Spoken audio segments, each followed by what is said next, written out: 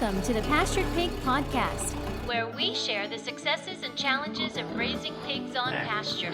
We talk to producers all over the country, from small homesteads to large commercial pasture operations. Whether you're new to pastured pigs or have been raising hogs for decades, we hope you hear new ideas and new perspectives on pasturing hogs. Here's your host, Troy McClung. Hello, everybody. Welcome back to another episode of the Pastured Pig Podcast. I am your host, Troy McClung, and glad to be able to be back for another episode that we could release. It's been a very hectic last week. We've had a lot going on, a lot of things going on with the All Farm Business, my marketing company, and then it was chicken processing week this week at Red Tool House. So we processed 100 broilers on farm. Did that over a 2-day period and did something new this year. We actually processed them into individual cuts, so that added a new layer of intricacy to our process, but all went well. But that really took up some time there, so I'm a little late in getting this podcast posted. But other than that, as far as things going on the farm, we've had plenty of rain here recently, so things are green and bushy. In fact, it seems like things grow faster than I can cut them. But that's the way it is. It's better than the alternative. Those of you out west, I am praying that you get some rain, and I'm praying that some of your water tables can maybe get reestablished. Well, as always, I just want to do a quick shout out to our Patreon supporters. I appreciate those that have stepped up and have supported what we're doing here. Again, it's very inspiring and very motivating when people give their hard-earned money to kind of say, hey, it's almost like a digital tip jar. Thank you for what you do, and of course they get to take advantage of some of the additional resources behind the Patreon paywall. We have some additional bonus episodes that we're talking about farm business and marketing, those type of things. But I think we're 7, as of right now of recording this, I think we're 7 supporters away from our first goal.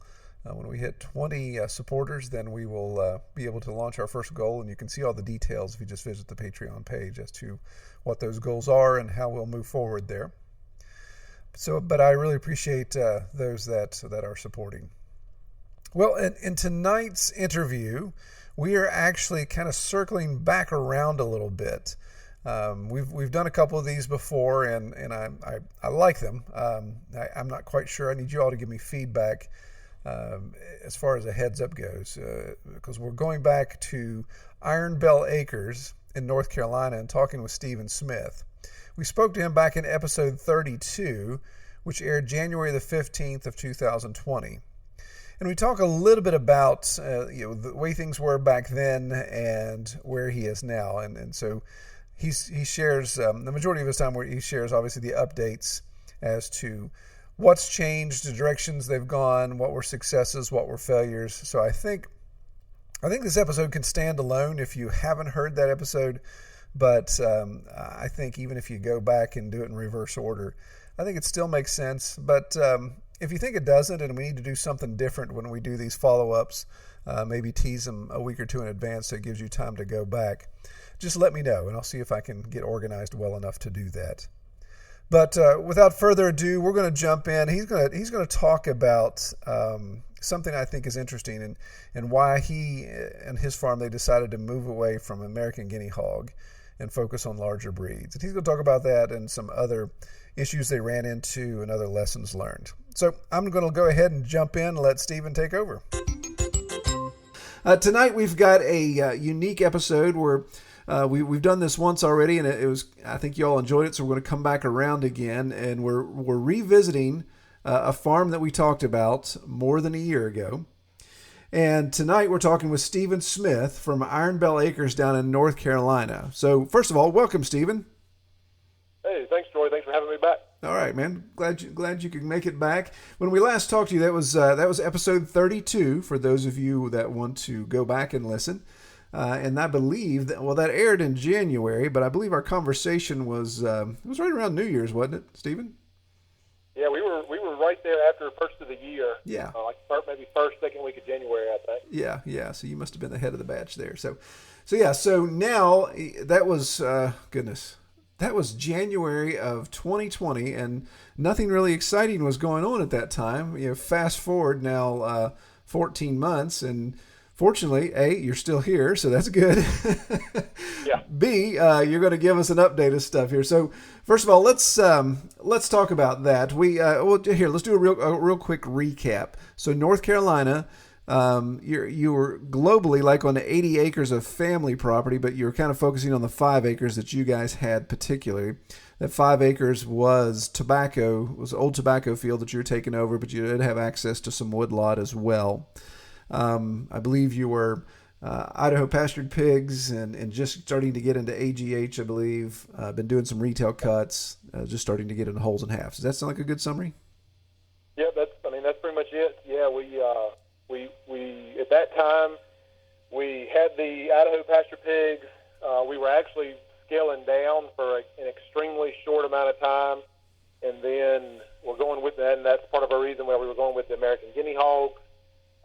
And then we quickly redirected after that. So I think my conversation with you and kind of keeping it up with you guys on your YouTube channel and different stuff got going on, and then talking with some other people. So we kind of copycat you a little bit, Troy. Yeah.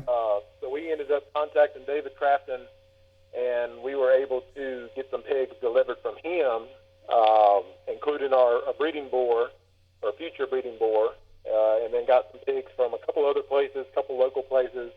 And so we completely did a complete 180 and completely turned away from the guinea hogs and the Idaho pasture pigs, and they're completely going with larger breeds and heritage crosses now. Yeah. So did you end up with some of the Tamworth large black like I have, or do you have some of his other mixes? So the ones that we kept for breeding were the Tamworth large black. Mm-hmm. Our boar, probably very similar to like what your boars are, higher percentage large black with a little bit of Tamworth. Yeah. And he is actually the only one we retained to keep for breeding. We ended up processing the rest. We had gotten a couple of gilts from him that were maybe potential breeders, but we ended up kind of steering away from them. We really liked the confirmation of the boar we got, and so we ended up keeping him on as a breeder to go to some different breed sows or gilts at the time that we had. Yeah, okay.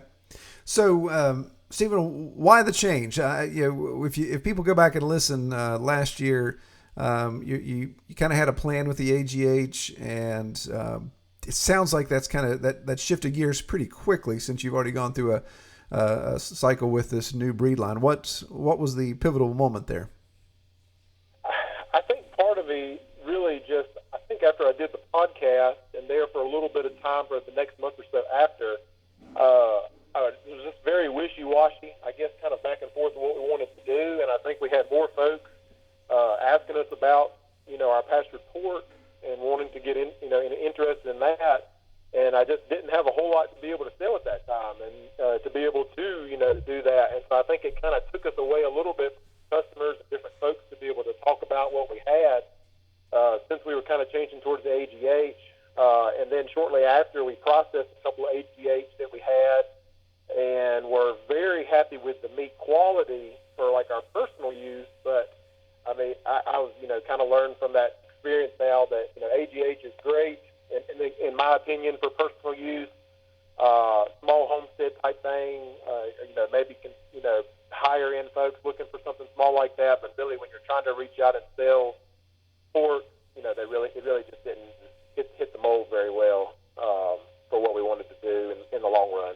Yeah, I mean, that makes perfect sense when you look at, like you said, the AGH. I mean, I can see, I can almost picture you kind of standing out in the meadow and saying, okay, I've got a lot of demand here. I got a lot of people looking for pork, and I've got these hogs that aren't going to grow very big, and it's also going to take them 18 months to 24 months to get to the size I need. So, I can see where that would be a head scratcher, and definitely would be a required to, like you say, change gears pretty quickly. It's like, man, you don't want to miss out. You don't want to go 2 seasons without being able to produce. So having something in play there sounds good. But yeah, I agree with you. I mean, the quality of the meat and I'd like the AGH for, like you said, a small homestead farm, something where you're going to use them for more than just meat. They're going to help keep some grass and some field maintained, and that produces some really good quality meat there. Oh yeah, absolutely. I mean, like I said, they definitely fit a very good niche market, and for what what a lot of folks are trying to do. So I mean, I'm not going to knock them. Meat quality again, I mean, that is outstanding on them. And then one of the big shifts for us too, it wasn't long thereafter, so we still kind of had an assortment of breeds at that time. And right after, within about a month to 6 weeks, so still pre-COVID, still within a month before everything kind of hit the fan on that, we started selling and having people interested in whole pigs. And we had a few that we had as feeders that we were growing out, and so even pre-COVID, I figured out that I was able to sell whole pigs a lot easier than I had in the past. There was more and more people interested in that kind of thing and wanting to purchase bulk. And so it's like before I knew it, well, man, I'm out of feeders. I don't have any more to grow out. Everything is pre-sold and promised. And so I think it's some of that too, realizing that I could reach more folks and that I did have a lot of interest in going that route. It's kind of part of the reason we turned away from the AGH and IPP too. I mean, we kind of realized we just needed a more consistent growth rate and size, but also still keeping a quality product. Yeah, definitely. I mean, there's no doubt looking at the last 12 months, when COVID hit last year, it was just a rush on everything. I mean, I could have sold 5 times the size pigs that I had at that point.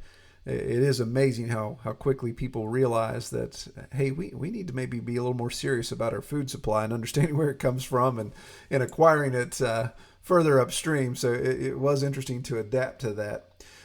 So that got you into selling more whole and half hogs, which is interesting because that's not the normal. It's not the normal evolution of people selling meat. Usually, normally they start with a whole and a half, because a lot of the restrictions and the USDA and some of those type of things, because you're looking at just custom processing versus USDA inspected, blah, blah, blah. And then they get over into cuts, but you went from cuts into whole and half. So do you think it was COVID that catalyst, you think, or was it just, maybe it was a combination of stuff with marketing and some of the other things that you're doing? I think it was probably a good combination. Like I said, we had actually pre-sold several pigs as wholes even before COVID started. And then once COVID started and then we start going into the end of March, 1st of April, I had even more folks book with us. We kind of started gearing some of our online marketing. And when I say online marketing, I really specifically mean through Facebook. I haven't really upgraded really since last year, other than really just using Facebook, but really I haven't had a need to. So we started, kind of advertising the whole shares, and more people started getting interested in that kind of thing. We stuck with completely doing wholes. We have actually never done a half pig yet, and would prefer really not to, just from a logistical standpoint of keeping up with that kind of stuff. But so last year, in 2019, we sold 3 whole pigs, and then last year in 2020, so then after the podcast, talking with different folks and everything, what we were doing, we sold 14 last year, and then this year we've already gotten, I think we're up to 21 whole pigs sold this year. So it really has just kind of taken off for us, and have been, fairly successful with that. Kind of surprisingly. I mean, kind of like you said, that's normally not a very quick, thing. I mean, I'm talking to a lot of different people and listening to different podcasts and stuff from folks a lot more experienced than me. It just seems like we've kind of, I guess, gotten into a good market with it and been able to, take off with it. Yeah, that's interesting. And that's interesting. You talk about never selling a half. I have about 50-50 in my client base. That's 50% of people want the half because they don't seem to have the freezer space, or they don't eat that much pork, or they can't afford it. I'm not quite sure what all those elements are, but it's interesting that you don't have a single half customer. So have you had people ask, you say, well, no, I don't want to mess with it, or they're just, everybody's all whole hog?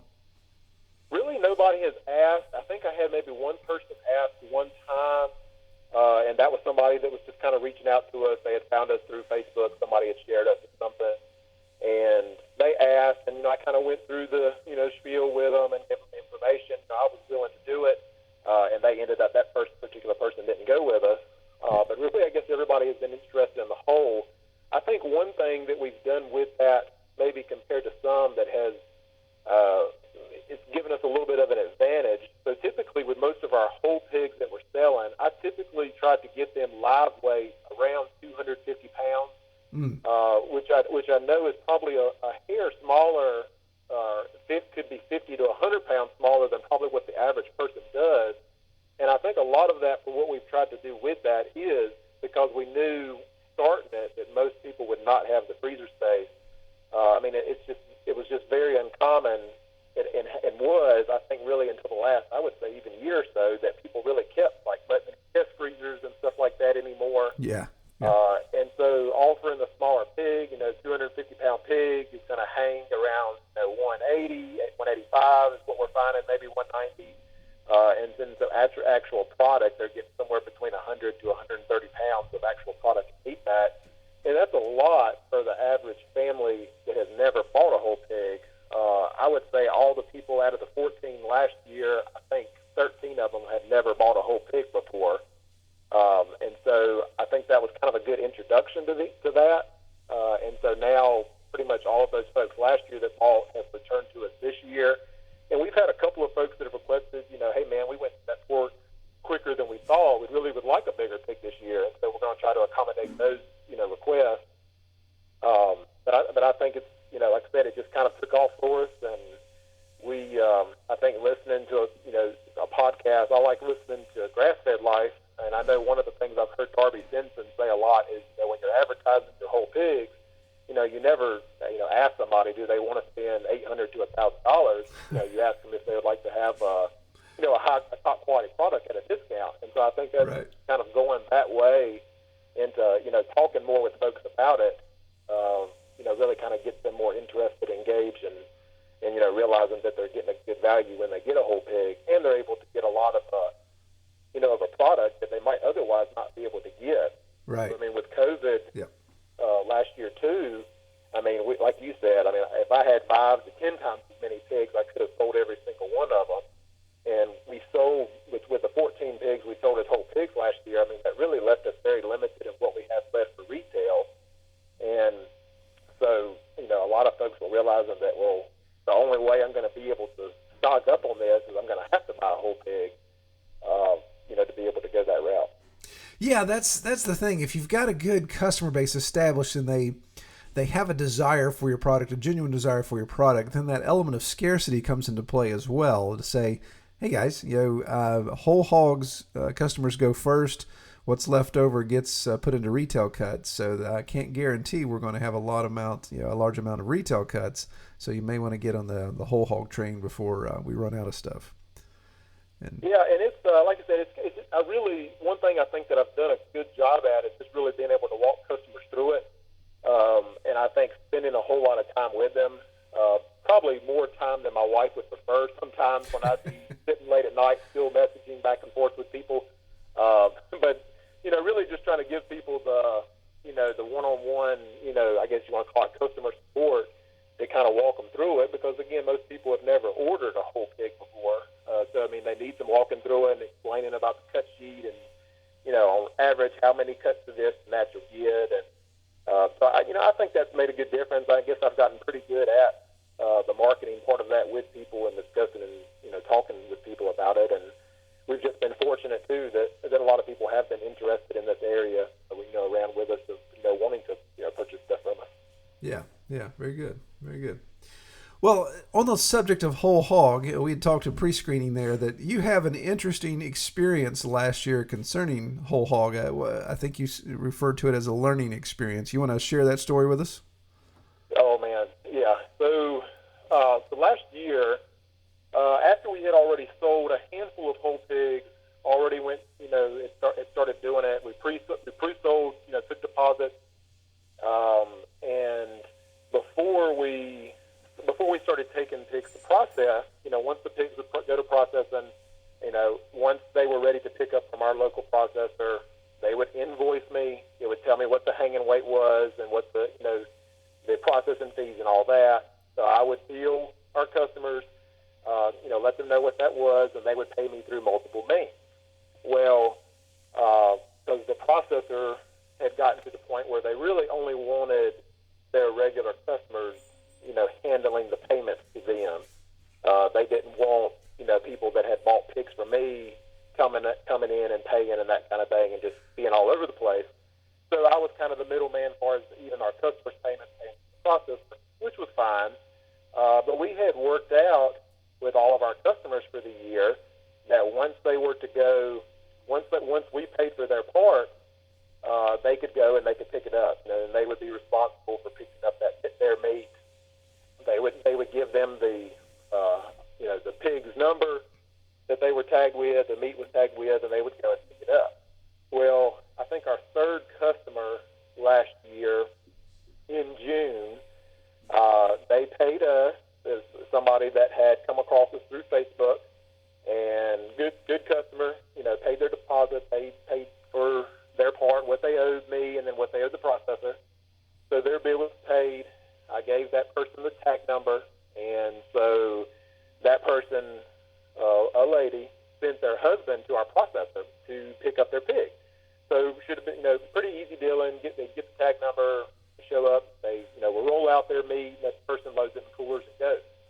Well, so that was the idea anyway, and what had ended up happening was they were planning to go get it. So I was going out of town, going camping, and I had already been camping for a night, and then the very next morning, I'm getting a call from another customer. Well, another customer of mine was planning, same thing. I'll cut out the details, but they were going to pick up their pig as well. And when they showed up to pick up their pig, the processor told them, I'm sorry, Iron Bell Acres meat was picked up yesterday. Mm. So my customer calls me, and of course I'm an hour and a half away in the foothills of North Carolina, and I'm like, oh my goodness. So I called the processor back myself, trying to talk to him, and so long story short, what had happened was the customer that had gone the day before, they showed up, and instead of telling them the product number that they were picking up, they just said that they were there picking up for Iron Bell Acres. Oh, no. And so what our customer did was they picked up 4 different customers' pigs, loaded it in their car, and then drove about 2 hours away from the processor back up towards the foothills where this customer was from. Oh, no. So they had 4 customers' pigs loaded up into coolers, and I'm assuming the back seat and trunk of their car and probably everywhere they could put it. I mean, you can imagine how much meat. You're like, we made out like bandits on this gig. I mean, it was. I'm sitting on the bed in our RV, at 7 o'clock in the morning, talking with my second customer, and then talking with the processor about this. I mean, wow, this atrocity that has happened. And I mean, I thought I was like going to have heart palpitations. Like, oh my gosh, like this. What is going on? So of course, again, it's 7 o'clock in the morning. I'm calling the first customer from the day before, and at first, they weren't picking up. Of course, it's early, and so again, to just kind of continue shortening the story a little bit, I am about 30 minutes away where I was camping from the first customer. So I finally got in touch with them, and the first customer, needless to say, they will probably not be a customer of ours again. They were just kind of just playing it off like, oh, well, we thought it was a lot of meat. My husband just didn't know, like, I'm so sorry. So a buddy of mine that was with them and us that were together camping, we drove to a Walmart in Elkin, North Carolina, and purchased every 120-quart cooler they had, then drove 45 minutes down the road to go to this lady's house and pick up everybody's meat. Fortunately, everything had been put into freezers, and we packaged up all that stuff, went through everybody's number, checked off everything, and we brought that stuff back to our camper and then drove it back to Gibsonville, North Carolina. Wow. So did they still keep it in the packages with the numbers on it so you could at least tell whose was whose? That was very fortunate. Yeah. The customer did allow us to come and go through their freezer and go through, all the meat. So we were able to recover everything. We had all the product numbers that matched up with our cut sheet. So we were able to recover it. We were, get it back to everybody. So it turned out much better than it could have. Yeah. Wow. So of course it was needless to say, we no longer send customers to our processor. processor now will not actually take those customers. Yeah. So they, my buddy Chuck Lewis, I know you've had Chuck on. Yeah. Somebody messaged me one day and said, "Hey man, Sheraton Park's talking about some funny, mishap you guys had." So I think Chuck and his wife had mentioned us on their page, and was like, "Well, because of Stephen Smith, we can't have customers going to the process anymore." Right. So yeah, it was a learning experience for everybody. I mean, I think most people around the country, from what I've heard, it's very common for people to send their own customers. I mean, once they've been paid, they're the ones that deal with the processor. But with our processor just being as big as they are and having so many customers, they pretty much kind of done away with that now. So I think it was kind of a learning experience with the processor. I think in the heat of the moment, I put a little bit of blame on the processor for not, questioning the stranger that was pulling up requesting Iron Bell Acres meat. Yeah, picking up everybody. But at the same time, I guess I shouldn't have trusted a customer who had never bought a whole pig or picked up a whole pig to be able to do it either. So that's a good learning experience all the way around. Well, that's like you say. That's one you don't really expect until you run into it, and it's like, you didn't think that could happen, but I'll never get burned by that one again. It's interesting. I've kind of come to the same conclusion. In fact, I don't look at. I got to say this the right way since we're podcasting here, but technically, it's my understanding that the law, if you're doing custom, now this is not USDA and those type of things, but if you're doing custom, then we as the producer aren't even supposed to touch it after it goes to the processor. But let's just say that I don't necessarily agree 100% with that for the exact same reason you're talking about. When a customer goes to the processor, when you've got multiple customers going there, then it can be an issue. And the issue that I ran into, I actually lost some customers, and I no longer use this processor, but the day that I was sending people to pick up their pork just happened to be, I think it was opening day of rifle season for deer. So this guy just loves doing deer, and he had these guys come and bring their bucks and just lay them out in the parking lot. So it looked like the Cambodia killing fields on pickup day. And my people are usually suburban people. They're definitely not country folk. And they're rolling up, and they just see all of these carcasses laying around, just laying in the parking lot. And of course, the flies, the smell, all that goes along with that. And it was just an absolute mess. And I had people tell me, it's like, I'm sorry, we can't, we can never do that again. So, so it's like there's so many things that we can't control with a processor. But the one thing I can control is, the customer going there or not going there. So, yeah, I definitely feel your pain there, man. It's something that you gotta figure out, and you just gotta learn as you go along, and you gotta play the game to some degree. But yeah, you gotta take as much control over it as possible.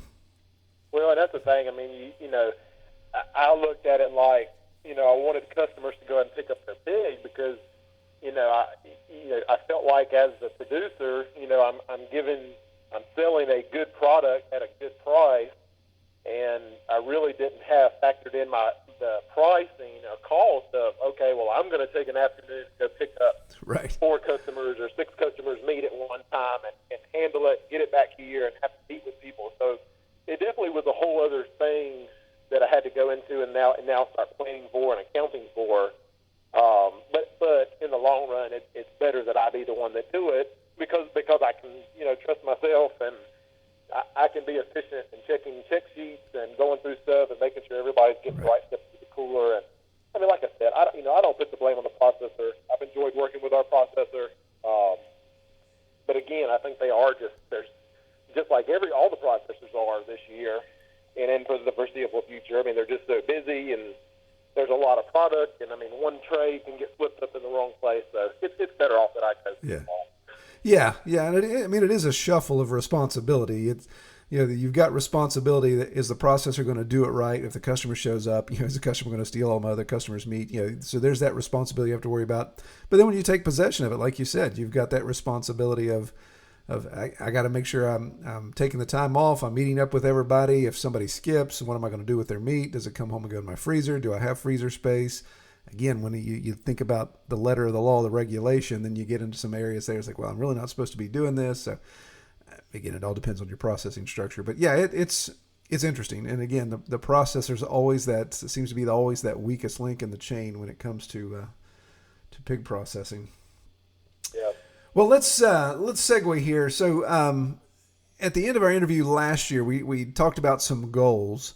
And one of your goals, you said, was, I've got this space down at the end of the driveway, and man, it would be awesome if somewhere down the road that I could have an on-farm store. Now, it's my understanding that wasn't a far-off goal, it seems. It seems like you've kind of put that one on fast forward. So tell me about that a little bit. So I think one of the things that our customers were able to help us with is to show that we could be successful in selling and moving lots of products. And so we went ahead here in just the last few months, decided that we wanted to go ahead and have a little farm store. And so we've been able to make that happen. We purchased what basically amounts to like a storage building. You kind of go to a place, lots of them around, you kind of custom make, lay out your building how you want it, and then they get delivered to your house. So we found a company that was great to work with, got our little building how we want it. It's just a little small 10 by 16 building with 3 windows and a nice fiberglass house quality door. And we've been able to run our electric and stuff to it ourselves, and kind of doing a lot of work ourselves to kind of help save us a little bit along. And so we are going to run about 3 to 4 freezers inside of there, have a little checkout space, have some little farm, knickknacks and stuff. We have a friend of ours that is making like farm decor, house decor type things. So she's going to put some stuff in there to go along with us, and we'll have a way to be able to, of course, sell our pork. And as well as branching out. So we're also, branching out and doing grass-fed beef, as well as pasture-raised eggs. Maybe do chicken in the future, but right now I think we're kind of putting that on the back burner. And so we've just been able to fast forward to that, and we've got a lot of people excited about it. I think being able to have the store, at least it appears, before it actually happens. And so we'll, of course, the test of time will tell. But I think a lot of people are interested and excited. It kind of gives some people a way to be able to come out and give them a place to come and purchase. Because in the past, we had a couple freezers in my parents' garage. So we, of course, live on family land. So we're next door to my parents. And there were a couple of freezers in their garage that were our USDA inspected freezers. So that's where people would come and pick up. And of course, it worked out fine, worked great. But we kind of got to the point where we started having more and more customers that were not just friends and family. And so I think we kind of started getting a little uneasy about, total strangers just walking into my parents' garage to come and purchase meat. So I think the store is going to be able to offer us another avenue of having a central location for people to be able to come. And we're still kind of in the process of getting things set up and going, but I think we'll be open on Saturdays for maybe just a couple hours in the beginning, and then maybe have one afternoon during the week this summer that we can be able to meet with people and work with people. Yeah, well, that's excellent. So it sounds like geographically your farm logically sits somewhere your customer base can easily get to. It is. So we're in Gibsonville, North Carolina, but we're right outside of Greensboro. I know, like I mentioned, Chuck, a friend at Sheraton Park. I know they mentioned in a lot of their stuff, and they're about 20 minutes from us. And he's right. In the geographic region we are, there's just so many folks around, large towns and cities. So we're around a lot of people, and we're around a lot of people that are very interested in where their food comes from. We live in the area we live about halfway between Greensboro and another city called Burlington. There's lots of folks that have moved here from other places that are even more populous than here. We have a lot of folks that live in this area, lots of neighborhoods and things popping up, people from up north, New York, Pennsylvania, and then we also have a lot of folks that even come from like Raleigh, Durham, Chapel Hill, which is a very highly populous area in the state, that have moved here. And so we've had lots of people reach out to us that, found us through Facebook or mutual friends, and lots of folks are interested in coming out and kind of seeing what we're doing. I think, being able to have the farm store here kind of gives them that, and it kind of gives people a reason to be able to come out, maybe see a couple animals, things we have out, that kind of thing, close by to the store. I think, we're talking about COVID. I mean, people now especially they're looking for something to do with their family. And I think that started pre-COVID, but more and more people are getting interested in where their food comes from, but they're also getting interested in being able to get outside on the weekend and, especially with kids and a family, being able to interact and get their hands dirty, see some things. So we're hoping that along with our farm store, we'll be able to offer, some little short, small farm tours and different things, being able to interact with piglets and, chicks and that kind of thing. Yeah, that's good. That farm experience, that, sticking your toe in the water of agritourism, that's always good. That there's a lot of intangible benefits that come from that. So good deal. All right. Well, Stephen, looking at some additional notes here, you pointed out that there's some community effort and some partnership with other farms that you guys have been able to do here in the last year. Give me a little details about that and the benefits from it. Yeah, so I've really tried to be mindful of when I'm seeing farms, pop up in the area. A lot of times you're seeing that through Facebook and social media, and we've been very fortunate that we've been able to acquire a good social media presence. And so I really try to make a point that when I see and hear about people talking on local pages about them starting up farms and them starting up a farm or homestead, I try to like and follow their page as quick as I can, and try to bring attention to other folks, especially folks that are in our area or even possibly maybe a little farther out from us, just to be able to see what friendships you can spark up, and then people you can kind of fall back on for some information. One of those friends that we've kind of made here in the last year or so is Chuck over at Sheridan Park. I've been over to his place multiple times, and them over here, just kind of talking pigs and things that work and don't work. And we're actually able to get our feed sent over there to his place. We're kind of going in together, getting feed delivered from a mill that's about an hour and a half or so away. And so because we can order such a large amount, the place will deliver bags of feed for us. So that's been a big area, a big help for us. We're also working with some local guys that are, I'm not sure of the technical term, ABS maybe? Beef? Is that right, the beef? Yeah, absolutely. Mm-hmm. So some local guys with local honey to be able to offer up, and I think that's going to be something we'll carry in the store this summer. And then just with a couple of guys here local. So I have a cousin that is, because we have quite a decent family land here and stuff, I have a cousin of mine that's really into working in the ag side of, crops and growing things. And he's super handy when it comes to fixing up stuff, repairing stuff. And so he's actually wanting to get into growing some of his own corn and some oats. And so I think, we may be able to source some of our grains in the future from him, and being able to help out. I mean, I think he just wants to do it. And so we'll kind of see where that goes. And there's another local farm down the road that we've been able to source some corn from at different times of the year when we're, needing a little extra, cheap grain that, we can ferment and soak and do some stuff with to, be able to kind of just as an extra supplement. And just trying to just reach out to folks, and I think talking with folks is just kind of where some of it started, and hopefully can continue to kind of do some things and partner with some other farms and do some stuff together.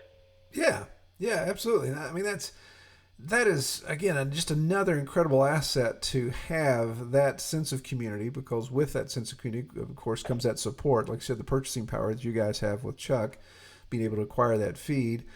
Your store as it gets going, being able to either co-sign or co-op some opportunities there, or do some consignment with their other products, or just allow them to sell it out. And that way you just have a destination location. People realize, oh wow, there's all kinds of neat farm products here. This is now the place to come to. So a lot of intangible benefits that can really help grow that customer base and just build awareness in the community, and of course help cover one another when issues arise. That's good stuff. Yeah, I mean, it's another farm in the area, a buddy of mine is recently purchased a property that was his folks, and they had a well-established blueberry, blackberry, and then peach and apple orchard. And so we're really working with him. That's been our best partnership here lately. We've been good friends since, really on back into middle school. And he moved back from Colorado and has taken over that farm. And so we actually have a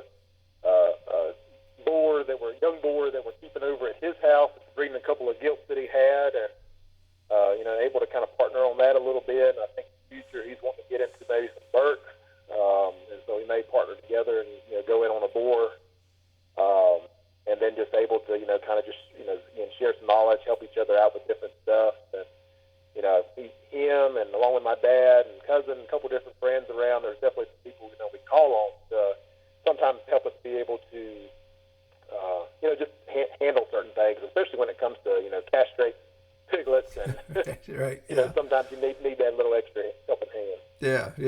Yeah. I think of that. That always comes in handy for us when it's chicken processing day. You got a couple hundred chickens to process. It's good to have friends that'll come help you. That's right. Yeah. All right.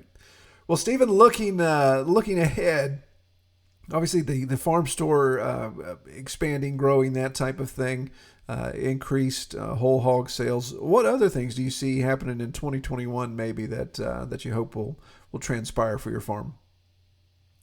I think we want to get in.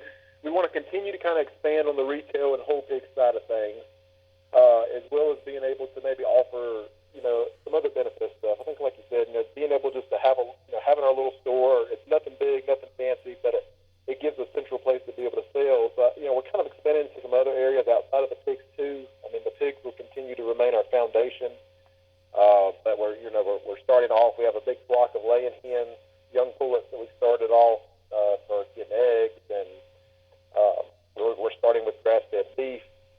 We'll process our first cow this summer, or our first cow that's for retail sale, and being able to just combine that and just offer folks some different things kind of as a one-stop shop. And I think we kind of want to get to the point where we can expand our breeding program just a little bit. Starting off this past year, now we're kind of going to start getting more consistent. So I think we're going to try to get to the point where right now we have 4 sows that did well for us this past year. I think we'd like to grow maybe to about 8 to 10. And then hopefully, besides being able to supply all the pigs that we need for grow out and personal use consumption, hopefully be able to maybe offer some feeders as well.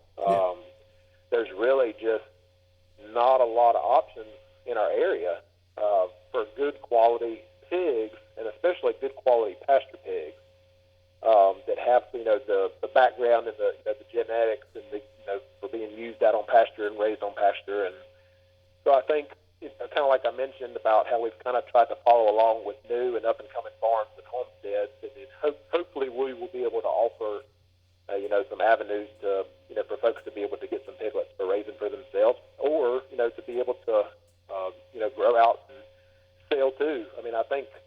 I think the community part of it, I know there's a certain extent where I would be remiss to say that it's not a little bit of a competition, when you have guys or gals in the same area that are selling the same type of stuff, but at the same time, there's so few of us, and there's so many folks out there that want to purchase, good quality pasture-raised products that are, raised the right way, that, I think it's important for us to, be able to work with other, small farms and do that kind of thing. So hopefully we'll be able to, do a little bit of that and have some, good quality pasture pigs to offer in the future.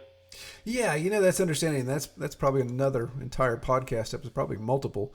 But looking at that, the pros and cons of multiple local farms producing the same product, in whether you work together or whether you look at each other as competition, because the issue with competition, especially in a situation where you're dealing with animals and things where cash flow is going to be king, then sometimes when people get spooked, their knee jerk is to cut prices and say, okay, if Steven's selling this for $8 a pound, I'm going to sell it for $7.50, and I'm going to try to take a lot of his business.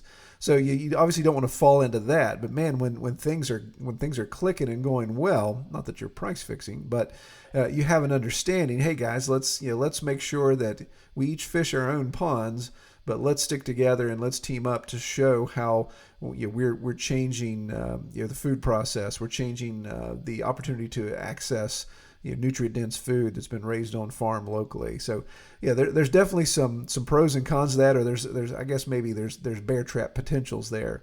But man, when it's clicking, it can really make something exciting in a neighborhood. Yeah, and that's the thing. There's definitely a twofold, two-sided side to that. And I mean, for the 2 or 3 years that we did the Idaho pasture pigs, I mean, there's lots of folks we sold piglets to over the years. Just 2 or 3 years time, which really not that long a span of time, but 2 or 3 years time. I mean, you're talking, 4 to 6 to 7, litters of piglets that came and went. And I mean, to my knowledge, and trying to keeping up with some folks, their pages and stuff. I mean, some folks continue doing pigs and some pasture pigs, and for the most part, not everybody stayed in it. So I think there's kind of that aspect of it too. Right. I might be selling a excellent breeding quality pig that may end up competing against me one day. I mean, I'm sure that's how some folks look at it, especially the folks that are selling the big registered and the old line stock, I know they call it. But for me, the likelihood of somebody taking one of the pigs and starting on operation it's really fairly small. I mean, pigs, I think, are really not that hard compared to other livestock, but it's the same thing. Having a breeding operation of pigs is a whole other matter. And, sure. I mean, I plan for the foreseeable future to, keep our own breeding stock and do that instead of buying or sourcing feeders from somewhere else. But it's really just not for everybody. And so, I mean, if I sell a handful of feeders to somebody and they decide that they want to start their own breeding operations, then I think more power to them. And there's plenty of fish in the sea. Yeah. Oh, absolutely. And I agree. I think when it works, it's an absolute beautiful thing. And man, it'd be awesome if it would work all the time. I'd love to see more of those opportunities. I think that's where you're really going to get the general masses wake up and recognize the difference between pastured raised pork product versus something you're going to get at a big box store. So hopefully that comes to fruition. So just, I guess kind of want to question you back a little bit, Troy. So since I've kind of followed behind you, so how has been your grow out and stuff? So coming from like the breeding boar from David and everything, have you been happy with everything that's going on with that? Yeah, I think overall, if we put an overall grade card on the pigs, I would say that they pass. I'm a little not biased, but I guess I've been a little bit spoiled in the past with raising Duroc.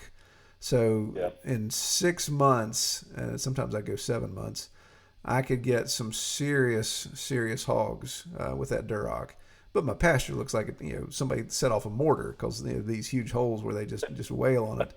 And by pasture, I mean obviously our woodlot areas. But so I miss having a bigger hog, but there's pros and cons. I miss having a bigger hog when I'm putting meat in my own freezer. At the rate that I sell our pigs, when I was selling a hanging weight of $2.99 and that kind of stuff, I had some customers feel like they had to donate a kidney to pay for it because it was so expensive. So it was good cash flow, but it was a little tough on customers. But looking at the meat quality, looking at the overall the conformation of the pig, the attitude of the pig, all that is a positive check mark. Those Durocs could get kind of hateful. And I really like these pigs. I mean, the fact that I still have 3 boars is laughable, but there's obviously a story behind that. But if I had one good solid boar, I'm still kind of doing the dating game there to see who's going to be the one that makes it. But yeah, I've just been really happy with them. The sows, good mothers, very chill. I mean, I have no fear of being in the farrowing barns with them, any of that type of stuff. And of course, like we always talk about, I was sitting on the front porch this morning doing some work in the beautiful weather, and I can look across the valley and see the pigs they're due to be processed here the end of April. So they're coming up on their time soon. But to see them, they're playing in a spring wallow that's on the side of the mountain, and they're literally flipping, flopping, sliding down in the mud. It's just absolutely hilarious. Like, man, I love these animals. They are just the ideal thing to have for entertainment, for improvement of the ground, for clearing land, and oh, by the way, they're really tasty. So it's just been fantastic to have them. So yeah, I'm a big fan of David's line. I've been impressed with it, and he's going to have to buy me dinner because I know that I've sent some business his way, but I really do enjoy his genetics, what he's raising down there. So he's got something figured out. Yeah, and I think that's the thing. Like with David, like with a lot of folks, and what I would encourage, people that are trying to get into it is, trying to find somebody that has been working with pigs on pasture and has worked with, those genetics for quite a period of time. I mean, our boar that we got from David is, doing great. Big old fella to be barely over a year old. I think I had a picture posted on Facebook a couple weeks ago of our boar standing beside our miniature donkey, and I think the back line of the boar is just as high, if not higher than the miniature donkey, at about 32, 33 inches, and he's probably about 2.5 times as long. So I don't know how much he weighs, but he is super docile, super easygoing. When the piglets, when we had about 60-some piglets in with him back about 3 months ago, he would lay down more gently even than I would say, the first time Sal's did. Yeah. Just super, super, super great, and like I said, the meat quality has been great too. A few ones we've already processed, and a whole bunch more that we're growing out. So, anybody that is looking for pigs, I think David would be a great place to start. And, yeah. If not David or somewhere else in the country, then somebody that's been working with the pigs on pasture for a while. Yeah, exactly. Yeah, you get what you pay for there when it comes to people that have done it and have the animal husbandry background, and they have proven results, and that's what I liked about what he put together. It's interesting. A quick story, because you brought it up talking about the boar. So right now, one of the three that I have mingled in, we've named him Mongo. He is the sire of the two sows that are currently pregnant, and he's one of those things. He I wouldn't say he intimidates me, but he's obviously somebody that I respect a lot more than the sows per se, and even our huge our landmark sow that's been kind of hanging around way too long. That's become our mascot.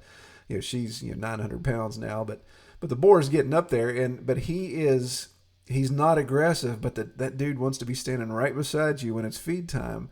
And it's like he's trying to go through your pockets looking for stuff. So he's that height. I'm 6'2", so he can easily reach into my pants pockets if he wants to with that big old snout. And what was funny, it was probably 2 months ago. I'm walking through, and it was a typical West Virginia muddy, rainy winter day. So everything I can do to stand up in the mud anyway in that sacrificial area. So I'm walking past him. Well, he wants to do a pocket check. So as I go past him, I kind of kick my left leg up, kind of a side kick to kind of just knock him in the nose with my boots pretty easy. And so had a tiny, just stupid luck, had a tiny little pinhole in my pants leg. And it just happened to hook on his tusk, because we didn't cut his tusks off. It just happened to hook on those tusks that are forming, and it just ripped the pants leg completely off of those pair of pants. And of course, since the one leg, I'm expecting one leg to swing back down and hit the mud, and I've got 5-gallon bucket full of feed in the other hand. I go, of course, tumbling in the mud. And I think I heard him laugh at me a couple times, but very, very docile, very, very large animal, but very docile, very, very fun to be around. Well, all right. Well, Stephen, I know we talked about it last year, but just a reminder for everybody, if they want to find out more about you, where can they find you online? Just checking us out at Iron Bell Acres on Facebook. That's our main page that we're using. We have started using and kind of working with the point of sale, Square app, as well as the technology and stuff that they offer. I think we're going to try to expand to an official web browser page, not just the free one that they give you to use to post product on. Yeah. That should be in the works hopefully within the next, realistically, probably the next 6 months. I think we're starting up with the store and trying to get product rolling and going different ways. I think Facebook's kind of continuing to be our main way, and then we also can reach out to us at our email at ironbellacres@gmail.com. And folks can reach out to us anytime. I've been able to reach out to folks like you, Chuck, and some other people David Crafton, whenever had questions. So, folks just starting out want to reach out to me and have any questions, I'd be glad to talk to folks. Absolutely. Yeah, it's great to be able to have that resource and ping questions off one another. Yeah, if you see Chuck anytime soon, tell him I said hi, and I enjoy talking to him from time to time. It's he always has a fun story to say. Oh yeah, absolutely. I enjoy talking with them. I'll see him later this week. All right, man. Well, I appreciate you coming on the podcast again. I pray you have a good week. Well, all right. I appreciate Stephen coming on and taking the time to give us an update, but also share some of those plans change and some of the issues you run into and some of the failures you experience, and then what you learn from that. So I think that's helpful for all of us to hear, and we can relate to that to our own situations as we need to, and hopefully have the same resolve to press on. Well, we continue to plug ahead. We've got some great interviews already in the can, so we'll be releasing those again every other week as we're sticking to that schedule even through summer. Fortunately, I've been having good success booking new people to come on. So I think we've got enough in the bank right now to get us into September, and we still have more scheduled lined up. But if you would like to be on the podcast, or if you know someone you would like to have us try to reach out to, by all means, send me an email, troy@redtoolhouse.com, and let me know. Or if you would like to be on, then you can obviously go to the website, use the Pastured Pig podcast link, and fill out our pre-screening info. That really helps me kind of get my ducks in a row before I can reach out to you and understand what's going on there. Again, don't forget about the Patreon. If you've been listening to the podcast for a while now, you're thinking, here he goes again, over and over again. But I got to throw that out there. It's just a constant plug. I know a lot of people hop around on the podcast as well. So consider that if you would. Something as simple as $5 a month would help get us to our goals and help fund some of these new elements we want to partake in. So consider that. And one thing, you do all these, and I can't remember if I mentioned it or not, but we did reach a milestone that I never thought we'd actually reach on this podcast, since it's such a very small niche audience. But we hit 50,000 downloads, I believe, last month, and so I think we're maybe around 51 or 52,000. But that's pretty exciting, and I appreciate everyone who's downloaded and listened and has given good feedback and has participated. So let's just keep going on. Let's see if we can hit 100,000, I guess. So Lord willing and the creek don't rise, we'll hopefully keep plugging along, and maybe by, that would be probably the end of 2022, maybe we'll hit 100,000 downloads. Who knows? We'll see. Well, I pray everyone has a great week, and we'll catch you back here in 2 weeks. All right, take care, everybody. We hope you have enjoyed this episode of the Pastured Pig Podcast. To learn more about our podcast, or to submit topics, or recommend guests for future episodes, visit redtoolhouse.com.